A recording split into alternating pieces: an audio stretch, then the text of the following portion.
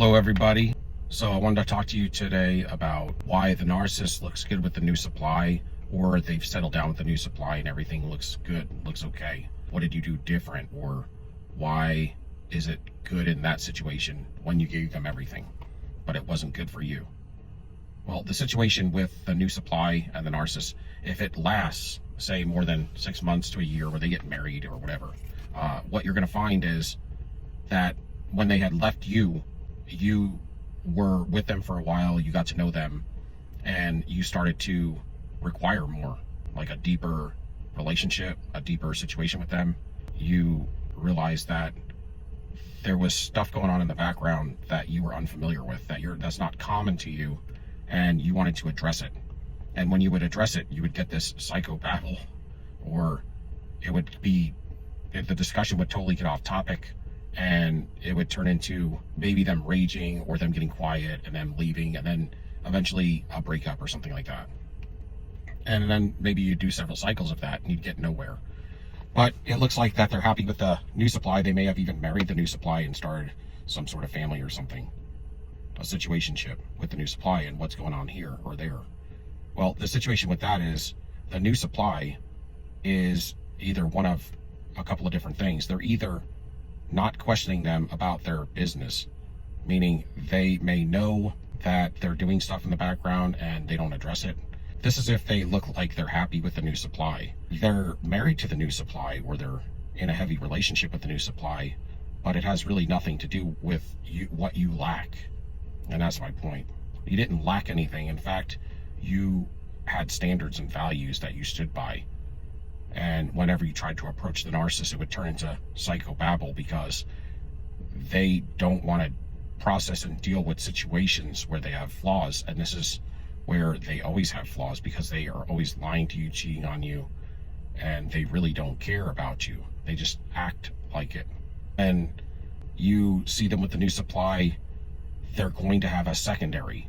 And if they're not being questioned about any kind of what I call side business with the secondary supply, then they will be happy to some degree. I mean, because they're going to be having their cake and eating it too, and the new supply is not questioning them, because they've maybe accepted the fact that that's how life with the narcissist is going to be.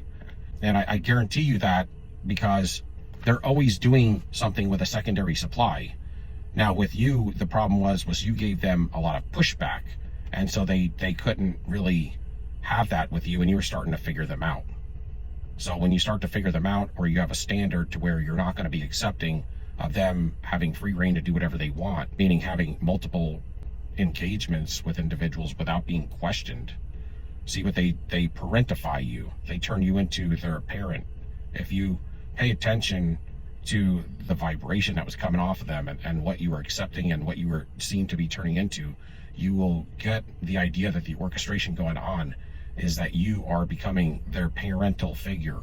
And so they're used to somebody as they age, like let's say they're getting into their mid to late 30s, and if they're not married, or they're looking for a partner to settle down with, they only can look to somebody to parentify when it comes to the primary source. Because what they need is, if you'll see like older, like people in that range that are narcissists, typically they're still actually living with their family to some degree. They're completely codependent, so they need a parental figure. If they were to move out of their family's house, they're going to need some other parental type figure that's going to be the replacement, meaning the parental figure that they grew up in their household would love them, adore them, and they could do no wrong. A lot of times this is at least in the golden child type situation that's turned into a narcissist or a sociopath. They were the golden child, they could do no wrong, and anything they wanted they got, and they were the seed line that the hierarchy of the narcissist is what branches to take over that spot in the family unit. I mean, in the extended family unit, the root of it, which means that they would be the worst type as far as somebody that's dealing with the dark energy. Because you could have multiple narcissists in a family, but the one that takes over that position that's kind of groomed for the one to be the root in the whole thing that causes all the trouble in the family and the control and the power in the family. And is the one that perpetuates it the most would be the golden child. And typically they would follow like the opposite sex parental figure as the hierarchy. Like, so if it was a father was the parental figure that was the root of the hierarchy in the immediate family, now one of his daughters would be the one, because now what he would do was he would make his golden child would become kind of like his wife type figure. See, they don't trust their wife.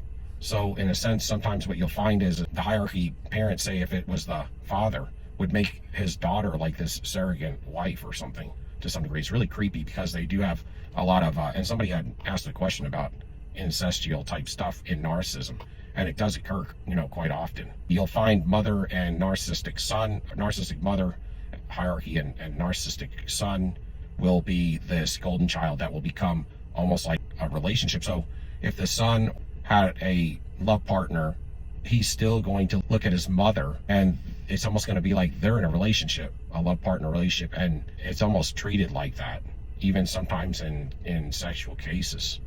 But they get all their advice and admiration, adoration from that figure. And a lot of times they would be the one to control the money. Like, say the daughter of the father would be the one to take care of his finances as he got older in age, because he would never, especially if he has money, like financially set. So it would be her to take care of his finances instead of the wife, because he's just kind of with the wife, but he doesn't trust the wife, and he knows that his daughter, to some degree, this is where a narcissist would have allegiance, the one place. But there's also strings attached to that, because they're probably gonna have if they may have some sort of inheritance involved in it too. So there's always something in it for them.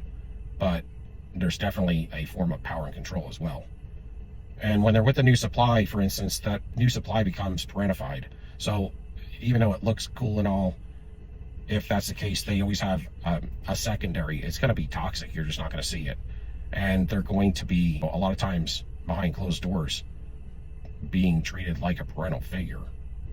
And they will, a lot of times, treat the parental figure, who they parentified as their spouse, might treat them like their son or daughter, depending on which gender it is. It's the weirdest thing. So you'll be like their parental figure, and then say if it was my person, it would be, so then the female in the situation would treat you like a kid to some degree. So it's like you're a kid and then you're a father type figure. It's the weirdest thing. But the reason why they're happy is because if they're not really happy, but they just look like they're enjoying themselves or something, it's because they basically going out and having their cake and eating it too, and nobody's saying anything. So they have the primary sources there for the root to give them stability, and to give them somebody to project on every day so they can wear a good mask, and to take care of all of the duties in the home life, and to make them look like normal humanity when they're not. As they age, they can't look like they're single or living with their parents. So these are the kinds of things that they do desire, but they only desire it so that they can look like they're successful individuals like anybody else, and you can't be successful living with your parents. The other case would be that if they're with the new supply and they look happy, is because you're seeing them in another part of the cycle.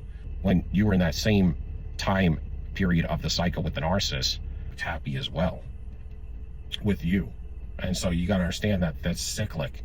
But the reason they have the secondary and tertiary flings or interactions or engagements is because they want to have fun with the secondary. That's the one that they hide and they hold in probably the highest regard, because they can just look to them to go out and just have fun with. And typically that secondary supply feels the exact same way. So they're not like catching feelings for each other as much as they're just going to have fun, and nobody's going to question anybody.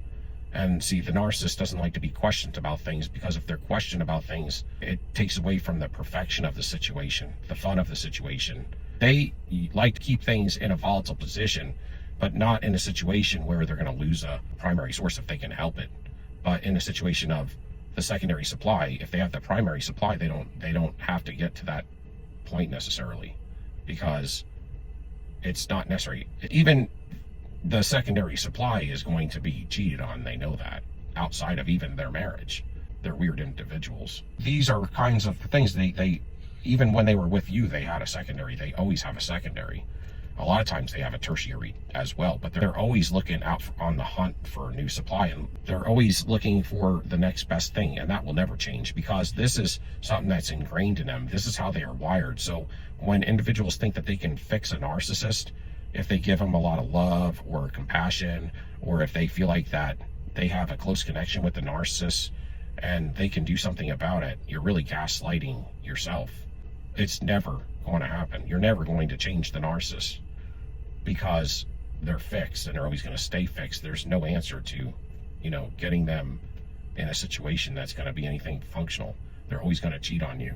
And the stuff with the secondary supply also has some sort of interest because they're one that there may be some kind of intrigue there, because they haven't been given all the information that you gave them. The thing is you give them everything that you know about yourself, and then they get bored. And with the secondary, tertiary supply, they don't necessarily get bored, and they don't see them on an everyday basis, but they see them with flings. And so it's duping the primary supply, and that makes them feel good. There's adrenaline in it, and there's no strings attached. So that would be the reason. There's never a close connection between narcissists and anybody. So if you can give me a like, subscription, and thumbs up, love you all. Till next time, sold you up. Peace, we out.